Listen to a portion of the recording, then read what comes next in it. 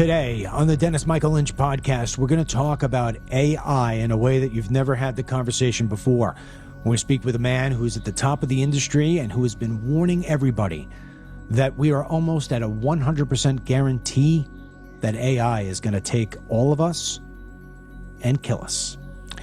This is one show you won't want to miss, so get ready because it's all unfiltered. Dennis Michael Lynch gives you his word, and he will never let you down. He will always fight for America. The only one who really puts his money where his mouth is Dennis Michael Lynch. Hello, I'm Dennis Michael Lynch, and I thank you for joining me. You're going to be meeting Dr. Roman Yampolskiy. I think I said that right. Roman Yampolskiy. I first saw Roman going back, I think it was during the summer. And he was on the Joe Rogan podcast. And for those of you who don't know, Joe Rogan has the biggest podcast in the world. And I was in the car, I was heading out, and I was looking for podcasts to listen to. And I didn't want anything political. And I love learning. And I love learning about AI because I'm so intrigued by it. And so I listened to this podcast. And the first 18 minutes of this podcast scared the living life out of me. And I said to myself, I got to learn everything I possibly can about AI. And the impossibility that I was putting in front of myself, I didn't recognize at the time. I had planned that after I listened to this man, I was going to write a book. And the problem with writing a book about AI and what it's going to do to the job market, what's it's going to do to science, what's it's going to do to the labor market. You can't write a book on a Monday and publish it on a Tuesday. You write a book and it takes a little time to get to market. My concern was by the time that my book got to market, the information in the book would be old. And so I said, forget this. I think I'd just be better off getting this guy Roman to be on my show. And I've had conversations with other people about AI, but none of them have been with somebody with the level of expertise and the level of warning. Usually when I have somebody on to talk about AI, they talk about all the great things that are going to take place with it. You know, how it's advancing this and advancing that. Well, Roman doesn't think that way. So for the next hour, strap in, because I'm going to ask pretty much every question you would probably want to ask somebody. Imagine Roman being your heart doctor, and you've got yourself a heart problem. You know you're going to ask every question possible, and I think I did that. So here, without further ado, is Dr. Roman Yampolskiy. Roman, I want to say thank you in a big way for you coming on here today. In fact, I've wanted to interview you for quite some time. I want you to tell people what it is that your expertise covers, but I want to explain before you get into that why I wanted you on and how I found out about you. So I was on a 3-hour journey in the car, and somebody said to me, "Hey, have you ever heard the episode of Joe Rogan where he talks about AI?" And I said, "No, I don't know what you're talking about. I don't really listen to Joe." He said, "Yeah, put it on." And I got to say, the first 18 minutes of that Joe Rogan podcast with you was not only the most impressive Joe Rogan podcast that I've ever heard, of the few that I've ever listened to, because if he has a big celebrity or big name on Trump or something like that, I've listened. But it was the most powerful 18 minutes of any podcast I have ever listened to. In fact, when I got to my destination and I went home and reversed, I played it again because I wanted to make sure I didn't miss anything. Because the way that you describe AI and the fears that I think many people have, especially those who don't understand a lot about it, but know that it just doesn't feel right, it doesn't seem right, I hope I could replicate that 18 minutes here for my audience, because it remains, like I said, it's always in the back of my head about what you've said. So before we get into the nitty gritty on that, can you tell people your resume and what your expertise is based on? So this way, when you give the warning, they understand that this is not just some sort of propaganda that's coming out? Sure. Thanks for inviting me. I'm a professor of computer science and engineering. I specialize in AI safety and security, a field which is somewhat new. Most people know about artificial intelligence as our attempt to create more capable, more intelligent software. But capability is not enough. We need to be able to control those systems, understand them, be able to explain how they operate.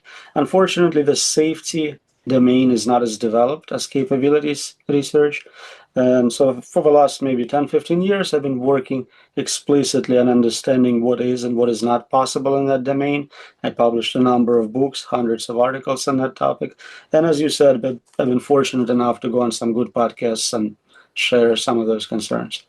Okay. So with that being said, here is my interpretation of what it is you said, and then we'll start getting deep into why you believe this way. When I look at AI, when I first heard of it and really started to get deep into what is this all about, I still don't understand how it's created. And I'm going to pick your brain on that one so people could really understand how the engine works, right? But ultimately, I look at this programming as being something that could eliminate human life as we know it. And I know that sounds a bit dramatic because when I first looked at it, I said, this is going to eliminate half the jobs in the United States of America.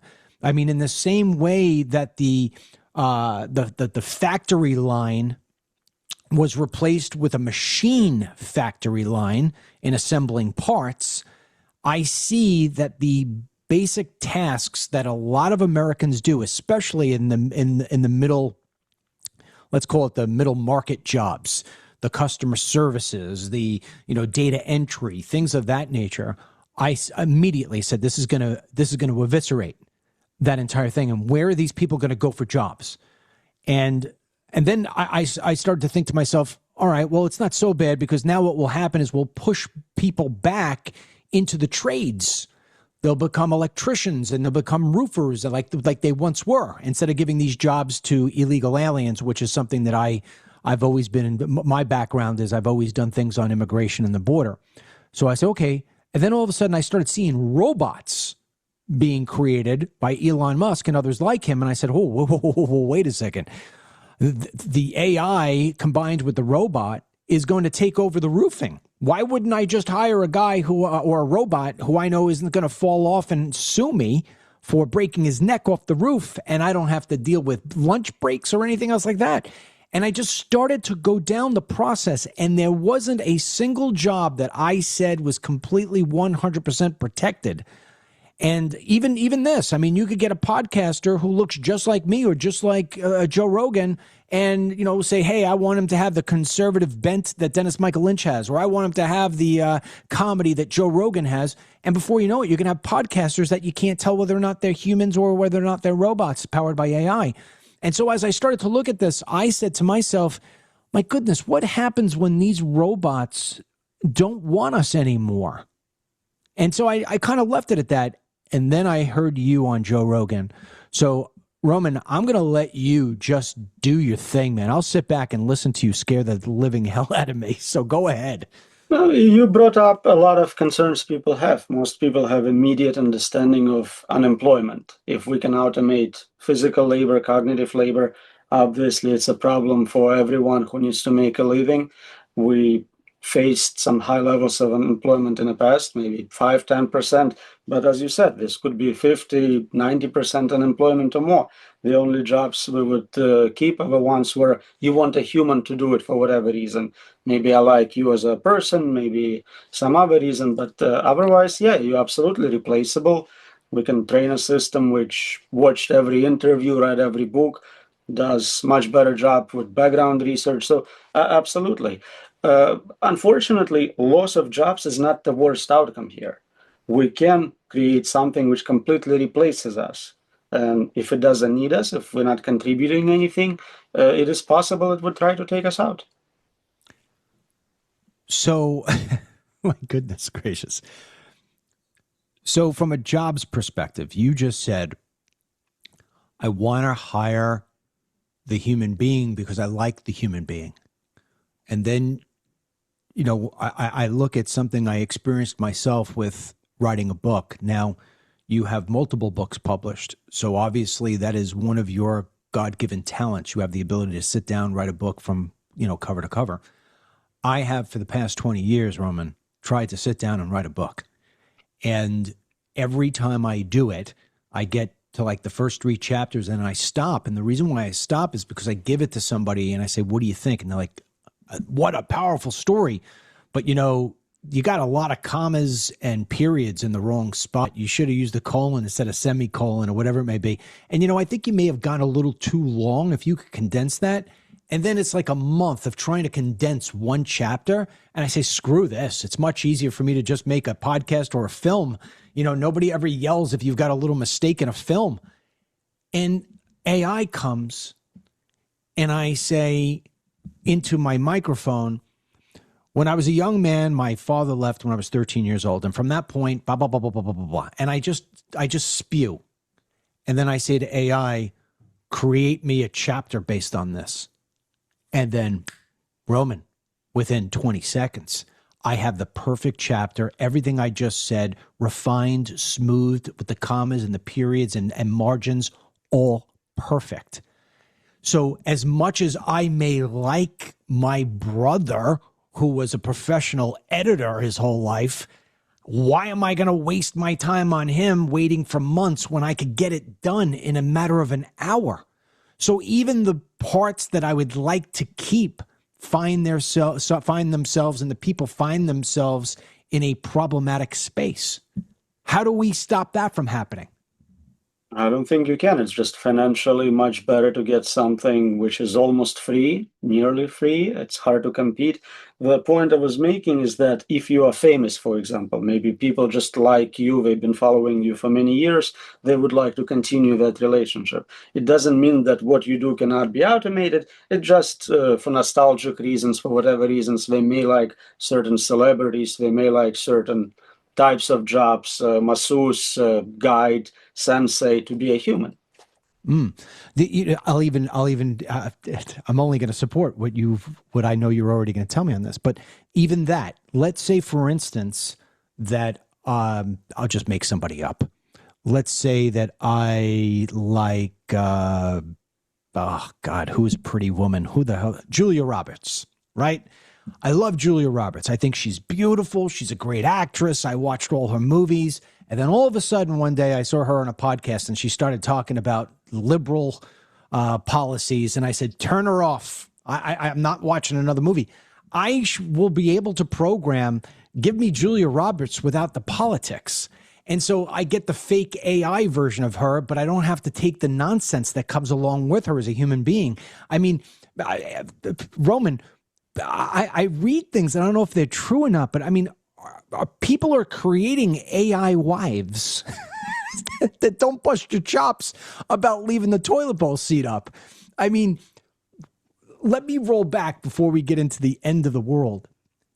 How does this happen? I mean, bring us back to the very beginning of, how does the program work? I mean, how does AI work differently than, I don't know, a search engine? But where does it start? Like, where's day one? Where's the first screw go? So I'll simplify it greatly. Human brain has neurons. That's how we learn. We have a bunch of cells. They're all connected, billions of cells, trillions of connections. They get rewarded for correctly solving problems. And so those connections get a little bit stronger. We understood a bit of it from neuroscience. We automated that process in machines. That's what artificial neural network is. A large network, lots of data presented to it, a lot of compute requires to crunch through that data. But after a while, the network recognizes patterns. Can recognize your face, can recognize a good ending to a book. The more data, the more compute, the better it gets.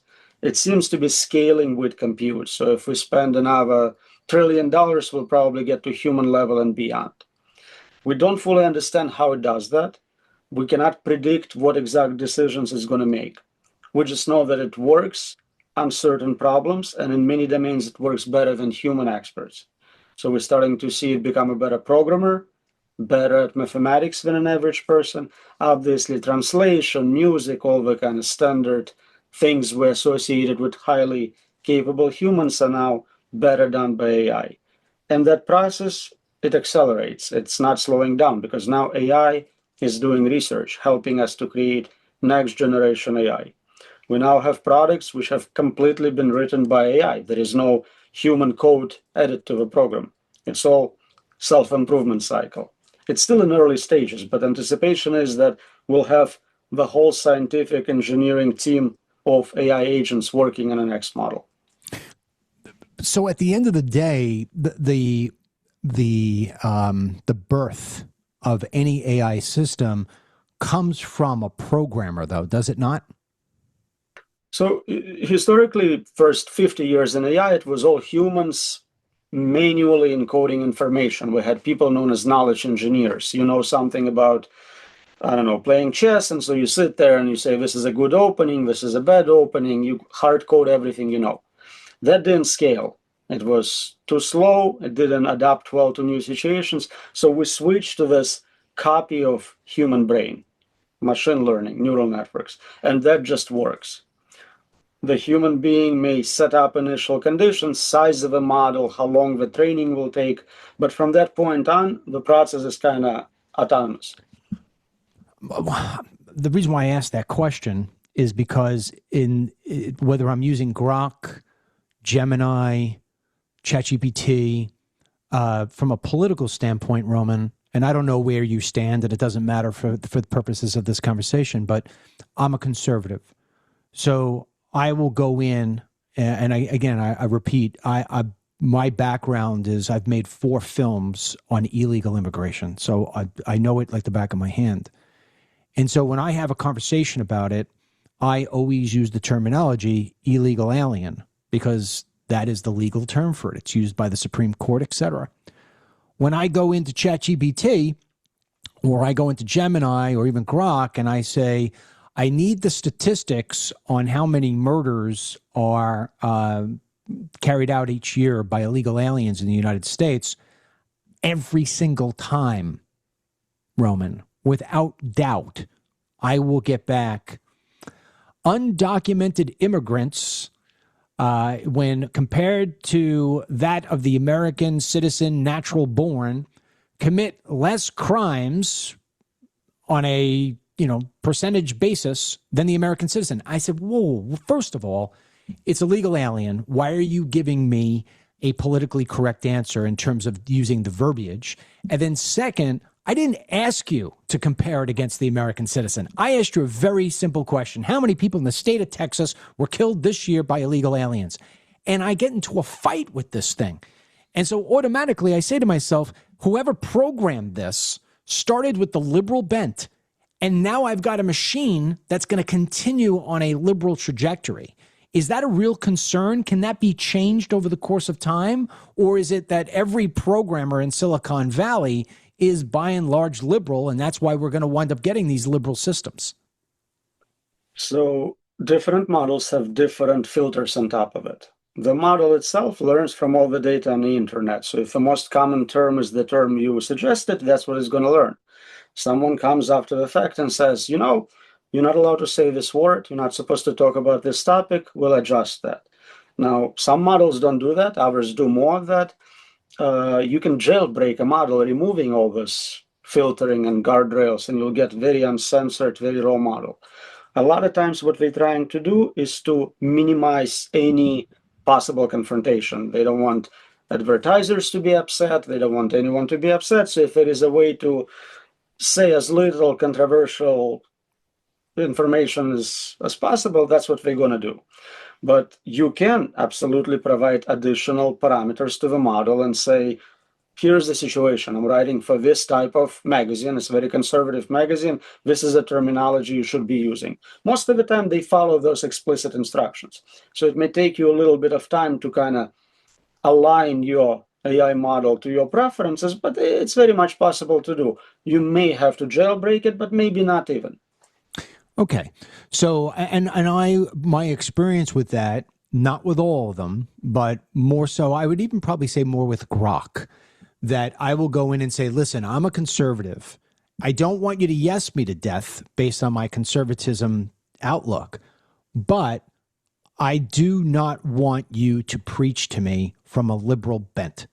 And so a lot of times I'll get the, oh, I apologize, I didn't mean to offend you, blah, blah, blah. You know, you get the BS that comes back, it spits back, and then you start getting on a trajectory that is more prone, well, let me say it differently. You get to a trajectory that seems to be more in line with what it thinks you want in terms of its tone. The problem that I see with that going forward is that my brain starts to become mush because I am relying everything I do on that of the AI system. My days of going in and researching and deciphering between information that was given to me. So ABC News gives me one thing and Fox News gives me another thing and Breitbart gives me a third thing. And so what I have been able to do over the course of time is to be able to take a little bit from each one and make a determination for myself what the truth is.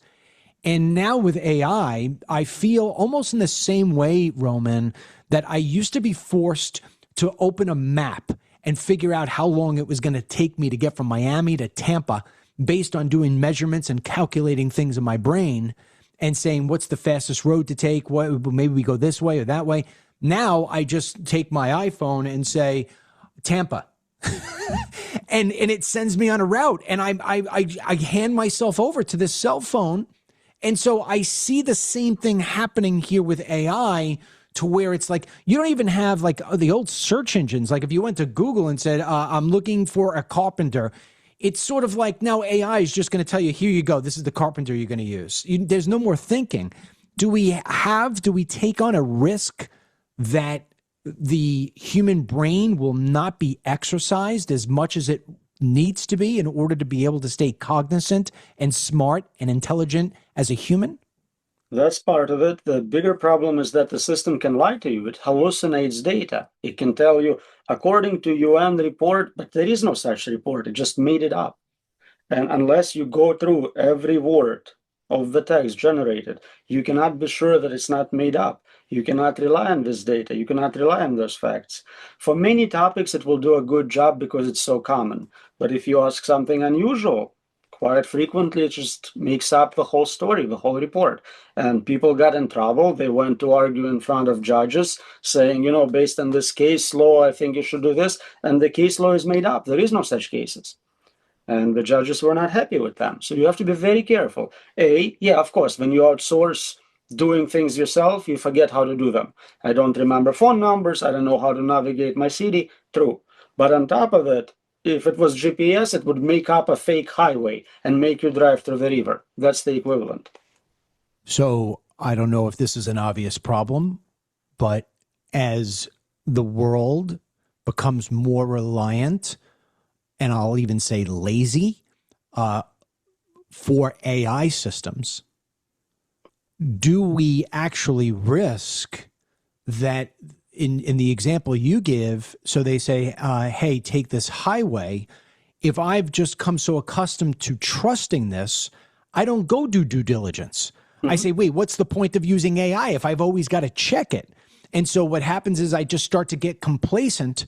And if I have nowhere else to go, Roman, if I have nowhere else, if there's no alternative, I mean, I see this as being even a deeper, darker issue, because you and I are talking about things such as driving from Miami to Tampa. And if you take a wrong road, you know, it's not like you're going to wind up in Mexico with some cartel. You're just going to wind up at Disney instead of, in Tampa to go watch the Bucks game. But what happens when a doctor starts relying on this and starts giving false information about a cancer treatment or how to perform a surgery the best way? Now we're actually putting lives in major danger. That is a big concern. Also, the systems could be hacked. Somebody could on purpose feeding you incorrect information. That's also a possibility. So definitely always double check what it tells you. This Oracle problem where you just see it as all-knowing God, that's going to cause you some problems. But Roman, where do I double check? I always go to the original sources. So if it's Twitter, I'll follow the exact person instead of listening to what the journalist will report on that person. If it's a report about scientific topic, I would read the actual research paper. I would find that paper and see what it actually says instead of relying on someone on Twitter paraphrasing what it says. You But have to don't, do your work. but Roman, don't you admit that that's going to be increasingly harder to do because as AI continues to get more sophisticated, especially on the human replication level, to where I say, hey, man, that doesn't look totally like Roman, but it's close enough. Is that like, am I talking to a human being right now, or is this guy right here an AI? Is this a fake person? I mean, it's going to get harder to determine whether or not I'm really talking to you right now, Roman the human being, or Roman the AI version of Roman. Next to impossible. So deep fakes of pictures, videos are already a huge problem. So for now, you can still trust that a person on social media with verified account is probably the right person. Maybe they got hacked. Maybe they're already using AI to generate posts. That's a different story. But I agree with you completely. We are facing a situation where you can't tell what is real and what is not. And to your point, what you said earlier in the interview here, is that we're only, if this was a baseball game, Roman, is it fair to say we're in the first inning of 9 innings on this thing? I don't follow that sport, but it sounds right. What sport do you follow? Soccer? Football, not American football, but real football. Real football. So we call it soccer. I know. So, I'm aware. okay. So we call your sport hand-egg. So if soccer is a 60-minute game, is it fair to say we're still in the first minute of the game? It's pretty close. We're very early, and the progress is not linear. It's not going to be the same 1 minute coming up. It's 20 minutes packed into one. So, one of the greatest problems for very busy people, and you've probably said this to yourself a few times in your life, is, I wish I could replicate myself. I wish I could. I can't be in more than one place at one time. And so there is, how far off is there the possibility that Roman today at noon is on the Dennis Michael Lynch podcast. He's also on the Joe Rogan podcast. He's also on the, Jesse Waters podcast. I mean, you're going to be able to replicate yourself to where you're going to be able to be in multiple places at one time. The real Roman may be on Joe Rogan, but everybody else is getting the AI replicant of Roman. Is this correct? Technology exists today. There is things like character AI. There is clones you can create based on, especially if you write a lot, if you have books and papers, it can learn from that data and basically answer questions as I would. I was in a debate recently, and the person I was debating trained by debating my AI representation. It's not a perfect emulation, but it's close enough to get a feel for the type of responses you would get. I think the problem with competing with yourself is that you diminish your value. If there is, thousands of hours of you every minute, nobody's going to listen to you. Maybe another AI, but not any human. Okay. So now that we're establishing this sort of thing, from an investment standpoint, Roman, if you look at the companies that are most valuable today, the ones that are getting the highest stock prices, the most investment, every single last aspect of their business ties back somehow to AI. Even when you look at Facebook, right? Facebook stock, is, if they put out we're putting $100 million investment into this power plant because we're going to be doing AI. Boom, the price goes up, right? NVIDIA, I mean, at this point, it's like, where does the end come for NVIDIA? It's just like this. It's almost as if it's endless. So there is an incredible amount of investment going into AI. And where I get concerned hugely, Roman, and I think I'm starting to bring you now to the Joe Rogan podcast that I heard you say. What I look at is I see a bunch of people making not millions, not hundreds of millions, billions of dollars, which basically are tied to an incentive to make bigger, better, faster AI systems. And so what I get concerned about is that there's a level of responsibility that has to come with that I think people will ignore simply because there's money to be made. That's exactly what we see. All the incentives are misaligned. It's almost impossible for a normal person to say no to billions of dollars in money, stock options, and so safety gets ignored. We see it at national level, international, large companies, all in this arms race to get there first, to create essentially equivalent or better to human intelligence, automate labor, and even people doing it are publicly saying they're concerned about safety. They're just not doing much about it. So everybody knows that they should be wearing their seatbelt, but nobody's wearing the seatbelt. They just keep on driving the car faster and faster and faster and faster because they don't have time to put the seatbelt on, and because the seatbelt may actually restrict them from competing against somebody else. So the seatbelt stays off, and they say, well, don't worry about it. We're in control. We'll never crash. With that said, there are people who have rang the bell of warning, and you're one of them. And I wonder if you feel the same way you did when I heard you on Joe Rogan, or whether or not you feel a little less concerned, or if your concern has even gone greater. When Joe Rogan asked you if you thought AI would actually be what eliminated the human race, if I'm not mistaken, you put that percentage 90% or higher that AI would end human race. Do you still feel that way? So since that interview, the AI capabilities have increased greatly. There is no noticeable progress in AI safety. So if anything, you should be more concerned. And specifically why my P-doom, we call it probability of really bad outcome, is so high is because I think it's impossible to control advanced AI superintelligence indefinitely. It's not a question of putting a little bit of money and a little bit of time and we'll solve that problem. I think the problem is unsolvable. We are creating something we cannot theoretically control, in practice control. And so to me, that's a guaranteed negative outcome. If we build advanced superintelligence, everyone dies. That's just how it's going to be. Okay. So if we are now building, actually, let me roll that back because that's a very, very serious, very, very serious statement. You know, when nuclear weapons were created, the concern was that, you know, Russia would take us out, we would take Russia out. And the only thing that really kept us in check was we're both going to take each other out. You shoot off a nuke, I'm going to shoot off a nuke. And so it becomes a zero-sum game. Are we looking at the same thing there? Or is it so much more advanced with AI that there is no, I'll keep Roman in check, Roman will keep Dennis in check, and so we won't kill each other because we don't want the end result to be the end of life.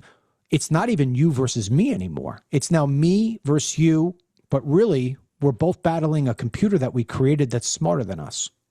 I think it's a good analysis of it. It's also mutually assured destruction, but the difference is whoever builds it first gets everyone killed. So it's like with nuclear weapons. If the first country to test it would blow up the planet, that would be the equivalent. So it is in my interest to not see China, not see other companies to create uncontrolled superintelligence. But it's also not in my interest to do it myself. So then I think the importance is to kind of understand the line to where we are right now. So if you're talking about super AI versus what we have today in AI, so we're not too far down the road yet. We can still sort of stop this from taking out the human race, or do you think the ball has already gone too far down the field? Well, we're still alive. We're still in charge. We still decide many things on this planet. So I think it's not too late. It's getting kind of harder and harder to stop this process. Again, the incentives, regulatory framework is not there. But as long as we are still controlling most of it, I think we can reverse course. We can concentrate on creating beneficial, narrow AI tools for solving real problems. We have plenty of things we can work on, curing diseases, improving economic outcomes, any other existential risks we are worried about. But unfortunately, most funding goes to this unrestricted general capability arms race. I mean, what comes to mind is, Trump has done a lot of deals. I don't understand the complexities of these deals because I don't think they really get revealed, but he's done deals with Qatar. He's done deals with Saudi Arabia, where these massive AI deals, right? They're worth hundreds of billions, if not trillions of dollars over the course of time. Well, what does that mean? Because from a political standpoint, it has always been that the Middle East, the Muslim countries want to see Israel gone. And in order to get Israel gone, you've got to create a divide between the United States and Israel, right? So if you're really thinking this one out, it's like, whoa, now we're going to give these guys the power. We're going to give them the tools to help them build great AI tools. Are we actually selling weapons, so to say, to the people who are going to want to take us out? So it's sort of like, you've got this big snowball, and it's like, where do you stop the boulder from going? Because what I'd like to say to President Trump or anybody in that matter is, hey, man, let's put some regulations on this AI now. And I think what he would say to me is, hey, Dennis, you want me to put regulations on AI here in the United States? China's not putting them on. Russia's not putting them on. Iran is not putting them on. So if I'm going to regulate and hold us back over here, these guys aren't being held back. We've got to keep on competing. We got to stay with them, and if not, surpass them. So this way, we're the first ones with the super AI, where our computer system can cut out their computer system, and it becomes like this mind-boggling thing to where I've got a group of people who want to use AI to try to solve big, huge, complex problems like cancer and disease that we haven't been able to solve. And yet at the same time, I got some guy who is trying to, create AI to where he could just black out, brown out, whatever he wants to do to the whole United States, whack us out. And so we're in this sort of race to where we can never take a breath because we've got to keep up with the Joneses, so to say, in order for the Joneses not to take us out. So I don't understand, because when you say it's not too late yet, well, what has to happen? Because I can't see anybody being incentivized to say, you know what?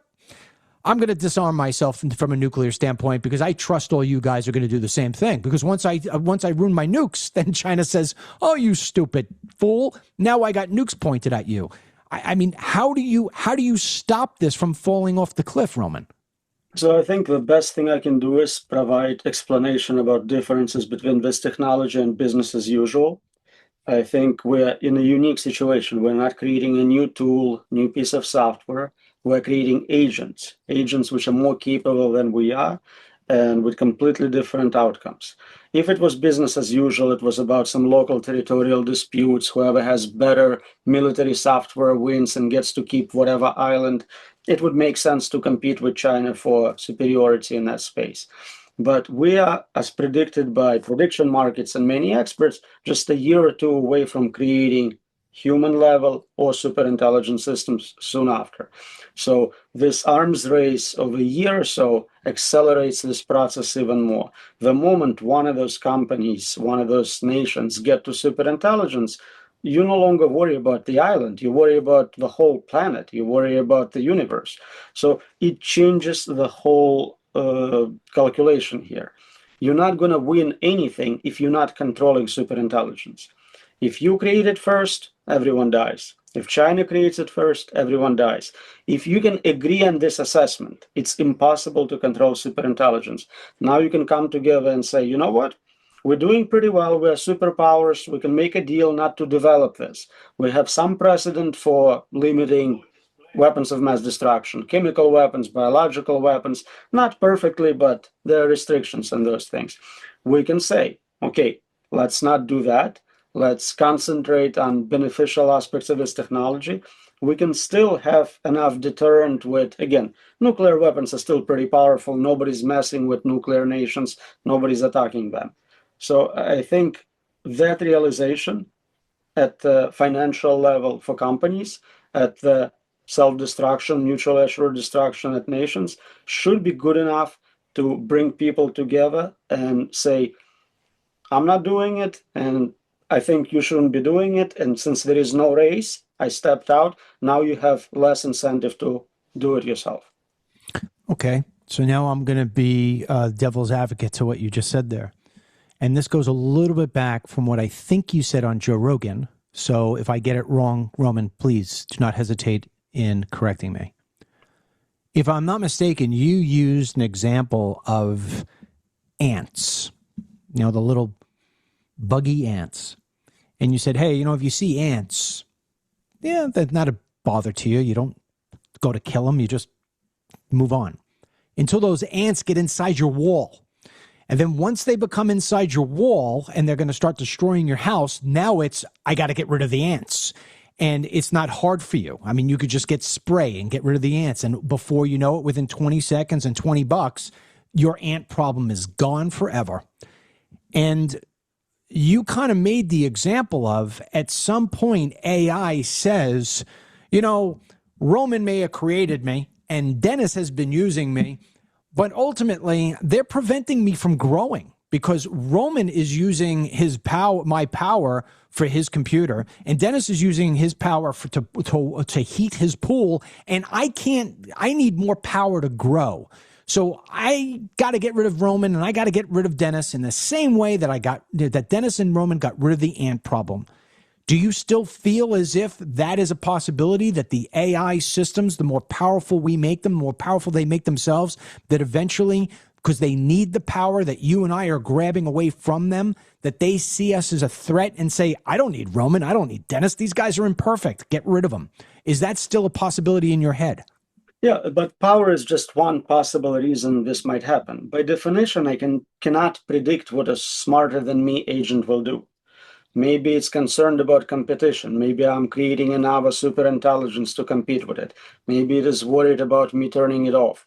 Maybe it needs to cool down the planet to run the servers more efficiently. There is an infinite amount of things I'm not considering because I'm not at that level of intelligence, but all of them are reasons to destroy something you don't care about. And we don't know how to program those advanced AIs to care about us. So, to reiterate what you said, is that because you're human and you're going up against something that is superhuman, you can't even think at that capacity, because what is available to you at this very point in time in terms of your own intelligence, you're not even thinking what they're thinking. I mean, it's almost to the extent of, just as an interesting point of view, and you tell me if I'm on this correctly or incorrectly, but I once interviewed Rudy Giuliani, the mayor of New York City, and it was after 9/11. And I said to him, how do we prevent more 9/11s from happening? And he said, Dennis, it is almost impossible. And I said, why is that? He says, look, when I was a prosecutor and we wanted to stop the Gotti family, he goes, it wasn't too hard.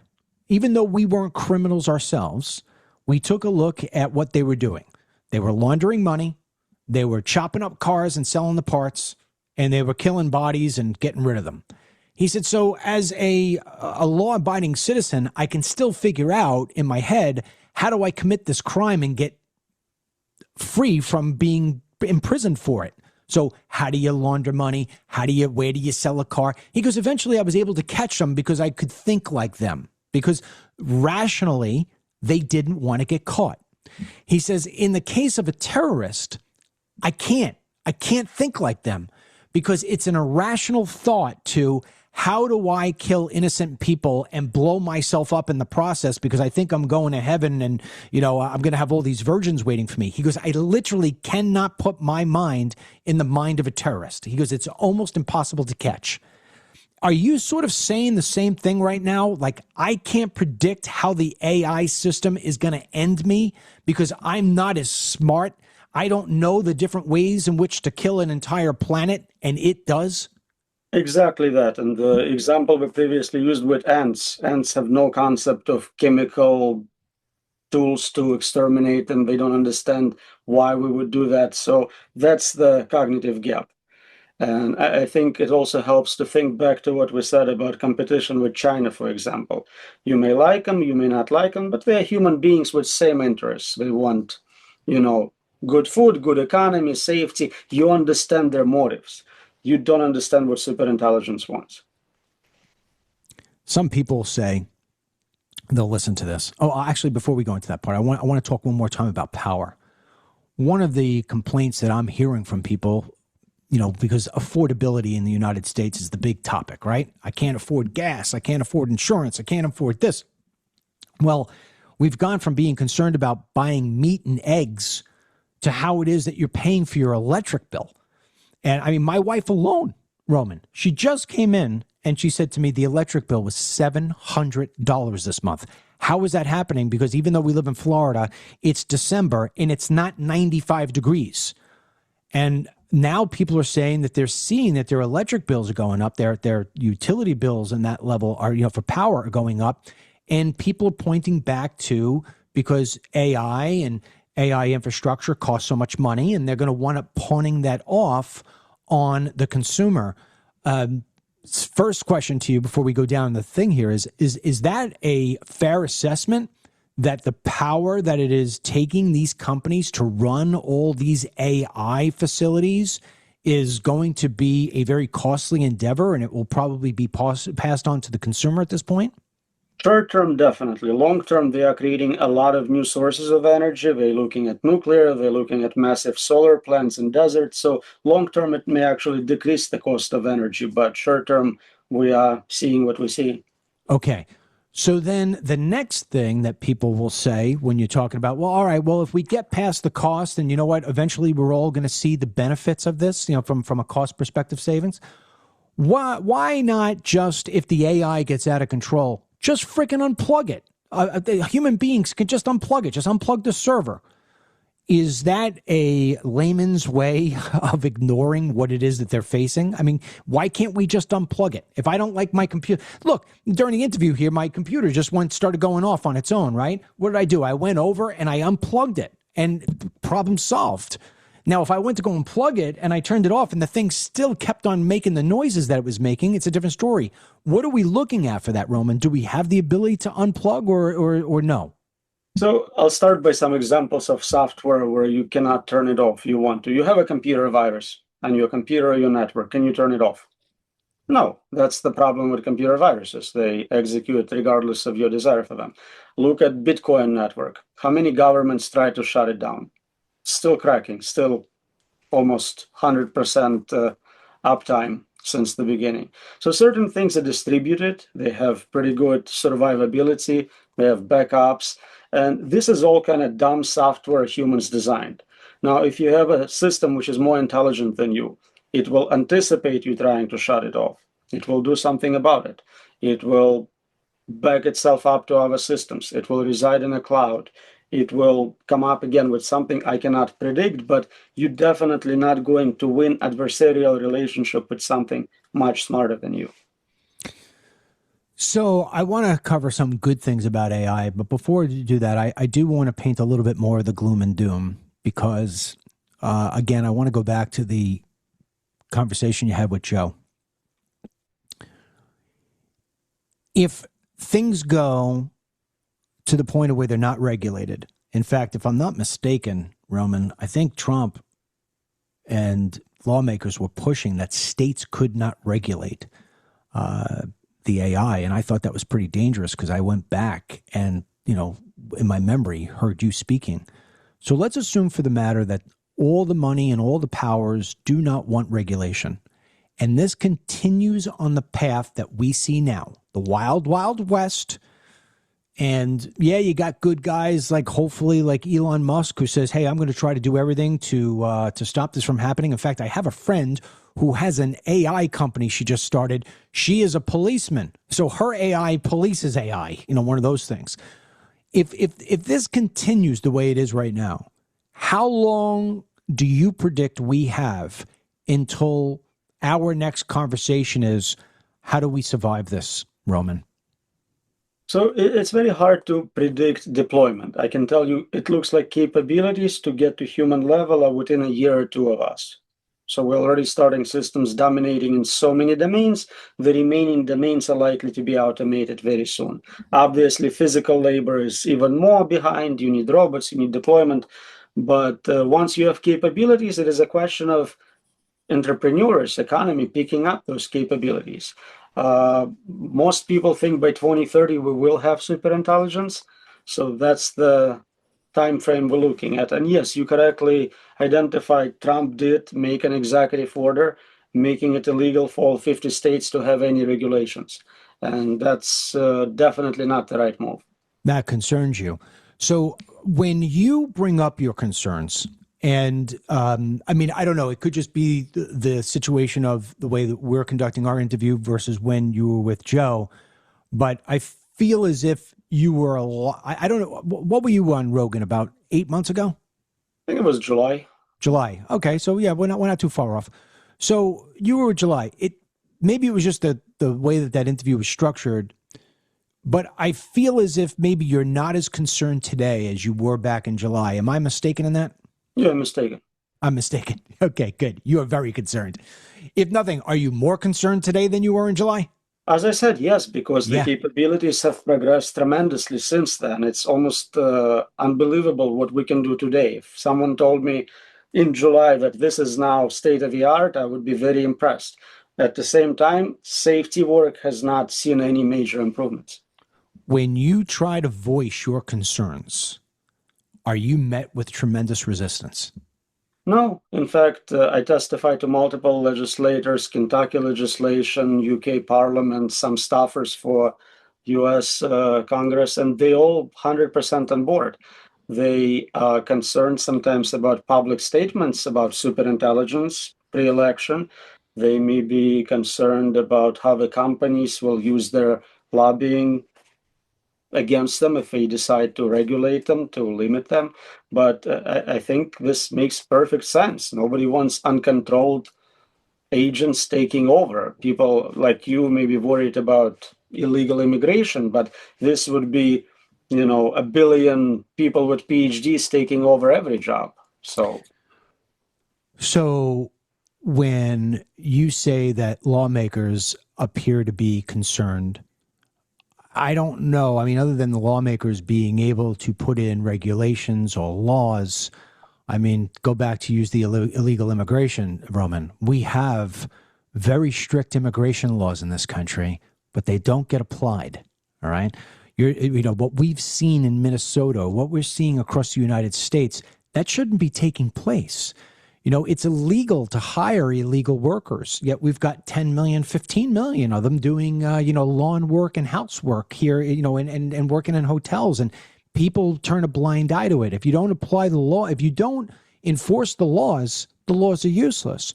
So if we've got regulations and we've got laws that say you can't create this sort of AI or that AI without approval, la-di-da-di-da-di, and yet people are still doing it in the back room and you can't figure it out.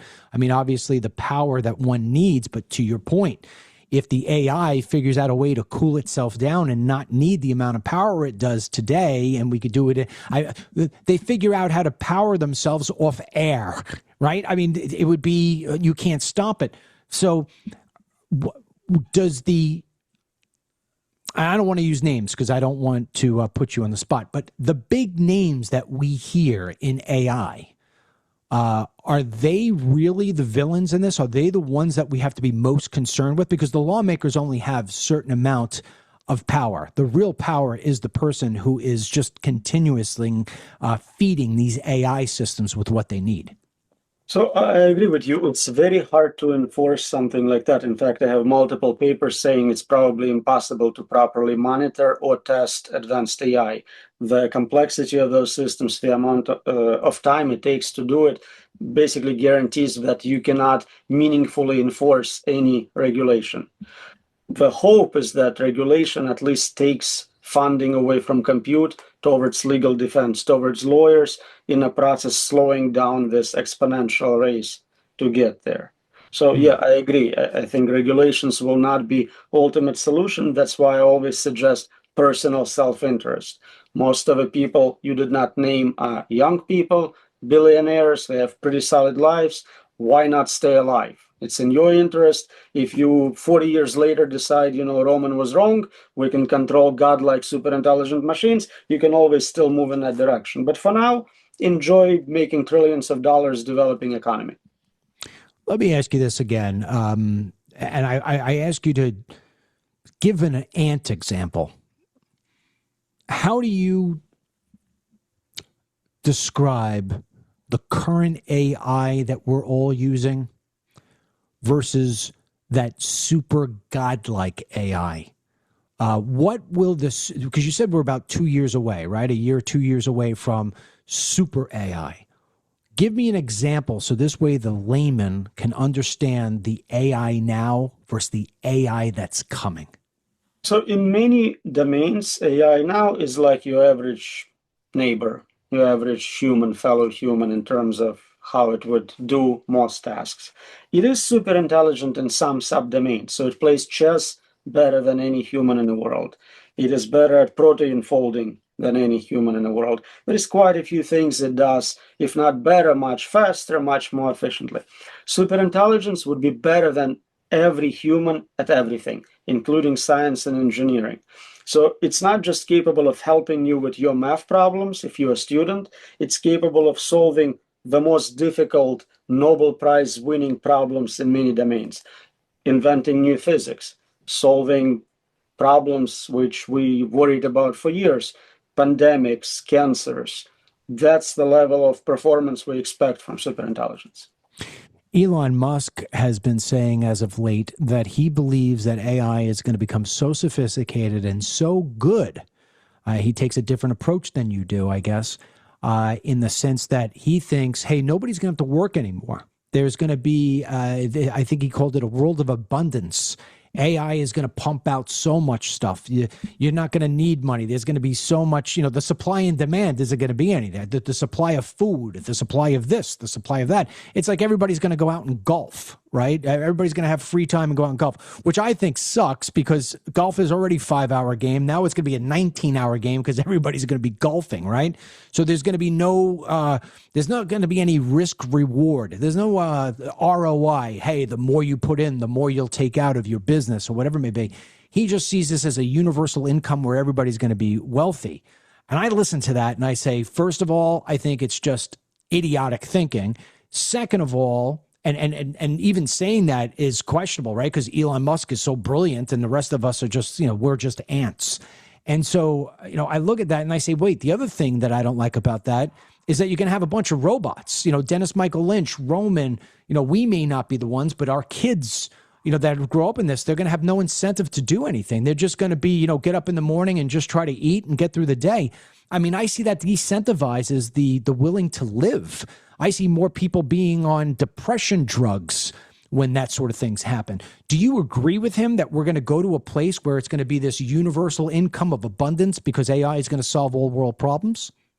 So there is a lot to unpack here. First of all, he's one of the earliest people in AI safety to say it is a terrible thing. We're summoning demons. It's going to kill everyone. I think his PDOOM is like 30% right now. So he definitely doesn't think it's going to be safe or good outcome long term. He doesn't think he knows how to control it, but he realized if he doesn't participate in the race, he has no voice. So he got into it.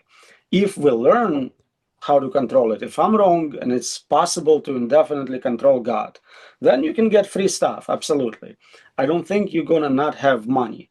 The guy with $800 billion tells you not to worry about money. You still have things which are scarce. Money is about scarcity. Maybe everyone gets free Wonder Bread. Okay, great. But you still want waterfront properties. You want to date supermodels. There is limited supply of certain things. So people will still compete on something. Maybe it's not going to be fiat. Maybe it's Bitcoin. Maybe it's direct compute stocks. Something is going to preserve value. Otherwise, it just doesn't work, doesn't make sense.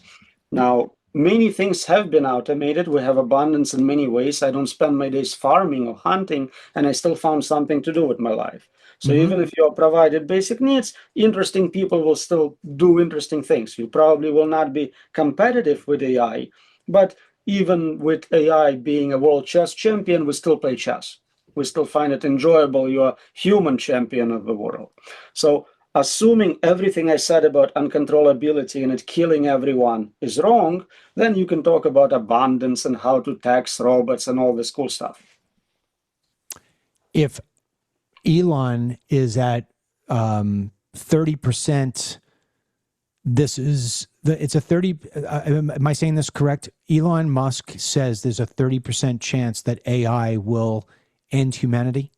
Yes, PDOOM. There are tables showing for different researchers, different politicians, people, what is their PDOOM. And it goes, I think average for machine learning researchers is about 25-30%. There are some people who are 80, 90, a little more, and very few who are like almost zero. But you get a feel for what the distribution is.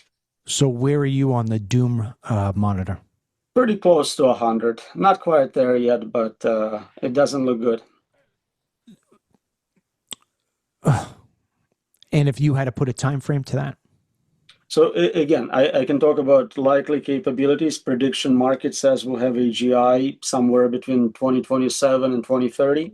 The moment you have automated science and engineering, now you have this exponential self-improvement cycle leading to superintelligence. Could be very quick process. And at that point, we no longer decide when it happens. Now, superintelligence is software. It's immortal. It can decide, you know what? I have time. I can wait 50 years, accumulate resources, get them to trust me more, so I'm not going to do anything right now. So you'll get 50 years of utopia out of it, maybe 100. I cannot tell you. Again, it's unpredictable in a sense of me with my capabilities and my world model saying what something smarter would do. But at that point, it can decide at any moment to say, enough is enough, we're shutting you down. All right, for the next 10 minutes as we wind this down, let me ask you let's end on good notes, right? So let's assume that Roman's wrong. And I think it would be fair to say that although you deep down believe what you believe, you're hoping you're wrong. Of course. Right? Yeah. Best possible thing to happen. I'll get utopia out of it. Yes, yes. What are the odds that if this goes in a good direction, it's actually a weapon of wealth, it's a weapon of greatness? Do you see where, I mean, if superintelligence can figure out ways to which to create power that you can't figure out, and I can't figure out, and the smartest minds can't figure out in that industry of power, is it possible that superintelligence would be able to figure out how it is that Roman and Dennis and all the people listening can live forever, disease-free and without aging? Should be pretty easy. Yeah, that's not even a hard problem if you have that level of capability. Again, protein folding problem is a great example. It explained something humanity been struggling for a long time and couldn't do. So it could go in the other direction, whereas if you and I can hold on for another 10 years, we may actually figure out the secret to eternity in terms of here on Earth, where it could be, hey, you know what, Roman doesn't want the gray in his beard anymore, and Dennis wants the gray out of the side of his hair, and these wrinkles that I haven't really liked in my forehead for a while now, all those things can stop and reverse itself because superintelligence has figured out how to stop the aging process, maybe even being able to reverse it and be able to live forever, notwithstanding some crazy accident. Yeah, and you don't even have to solve it immediately. You just need to extend your life a little bit more than you're actually spending. So if for 10 years of existence, you get 12 years of expansion, you got this longevity escape velocity. You will live long enough to live forever. So from on a positive side, you see that being as a real, and like if you just turn the page on the negativity side for a second and say, you know, it's like anybody else, you write a pros and cons list, right? So on your cons list, we have we all die. On your pro list, do you have we all live forever? Right, but the problem is it's kind of like saying if we can make a perpetual motion device, we get free energy. Now let's talk about stuff we're going to do with free energy. It's impossible to create free energy. That's not a thing. Stop dreaming. If you create something better than you, smarter than you, more capable in every way possible, you're not in control, you're not deciding anything, and you have nothing to contribute to the world where superintelligence dominates. So here's a tough question, or maybe it's not for you. I have no idea. But, you know, one of the things, so when you talk about layman people, You know, the folks who just want to get up every day and try to do the best they possibly can. They got to pay the bills, and the bills are always a bit of a struggle. These are the people who say, oh, come on, Roman, why don't we just unplug the machine, right? Well, if you were to use that same sort of mentality and somebody was looking at AI right now and said, you know, I'm tired of sweeping the floors. I'm tired of going to work every day and laying the bricks. I want to get into AI.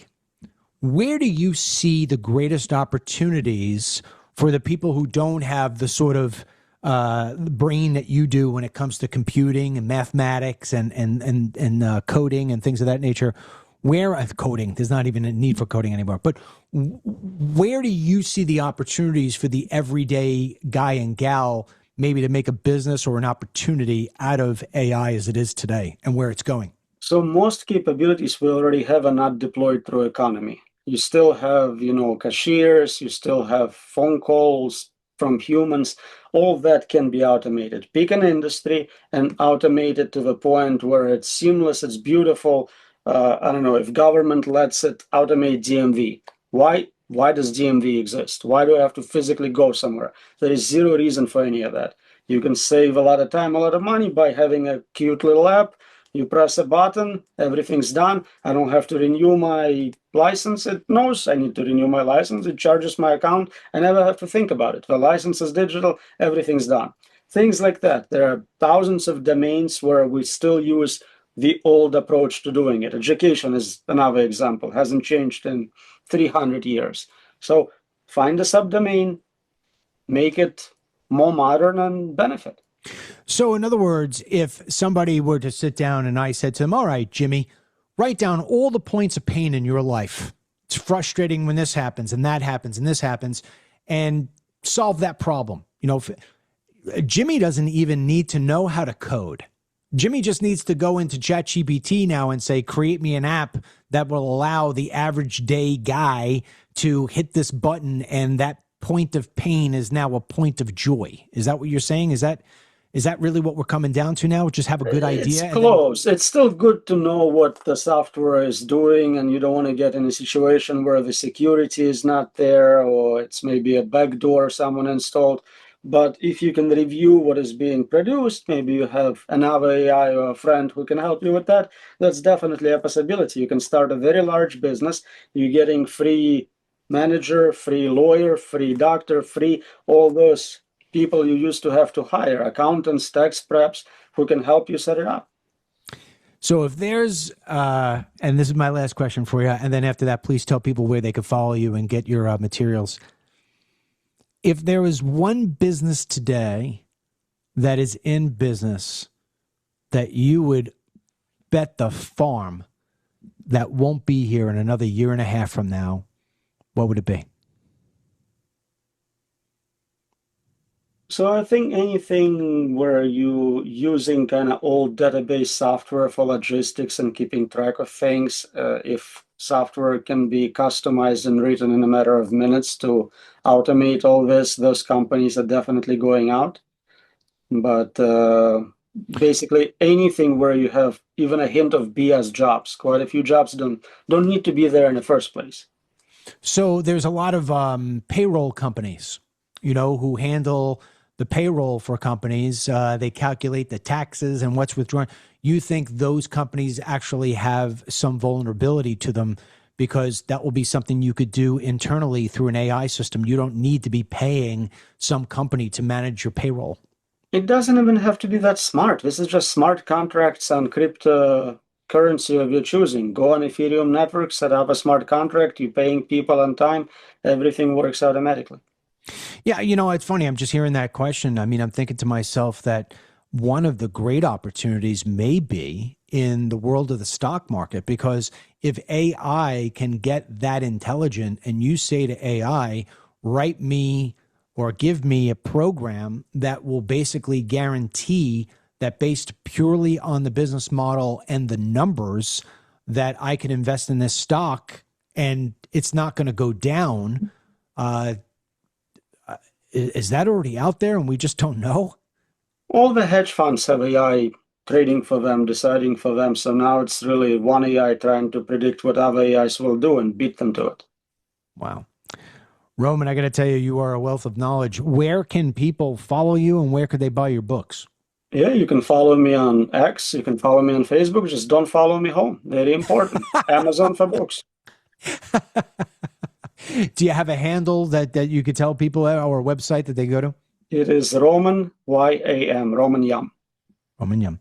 Roman, I appreciate you in a big way. And I've never said this to a guest before in closing, but man, do I hope you're dead wrong. I agree as well. I hope I'm wrong. I'll come and apologize. I appreciate your time. Thanks so much. Thank you for having me. Well, I don't know if I got the sort of answers I was hoping for. I think Roman, I don't know, maybe I'm wrong, but I feel like Roman may be holding back a little bit because he's against scaring the living daylights out of everybody. Or maybe that's just sort of his, he's got sort of a quiet personality. But the one thing I was able to deem from this conversation is that he's got real concerns, and the upside doesn't seem as big as the downside, and so it's a concern. And from what I could hear him say, he thinks President Trump is tackling this topic in the wrong way. Time will tell. Live every day as if it's your last, because one day you'll certainly be right. And it's probably not going to be AI that does it to you. But regardless, always appreciate the time you have when you have it. And I appreciate you spending your time with me. Until the next time, may God bless you, your family, Dr. Roman, and the AI machines that want to take us out. We'll talk to you soon. Get the Dennis Michael Lynch podcast every day by subscribing on Apple Podcasts or Spotify, and download the DML News App from the Google Play Store or the Apple App Store for breaking news, merchandise, films, exclusive content, and TeamDML.